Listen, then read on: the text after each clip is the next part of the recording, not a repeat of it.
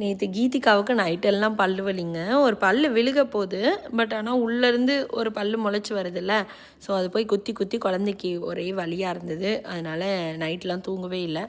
காலையில் எந்திரிச்சு ஸ்கூலுக்கு கிளம்புற மாதிரி இல்லை, சரின்னு தூங்க வச்சுட்டேன். இன்றைக்கி அப்பாயின்மெண்ட் போட்டு டாக்டர்கிட்ட கூப்பிட்டு போகலாம் அப்படின்னு சொல்லிட்டு காலையில் சமையல்லாம் செஞ்சு ஹஸ்பண்ட்க்கு சுதீக்ஷாவுக்கெலாம் அனுப்பிவிட்டு கீதிகா வந்து டென்டிஸ்ட் அப்பாயின்மெண்ட் போயிட்டு அங்கே வந்து 2 பல்ல பிடுங்கி விட்டாங்க.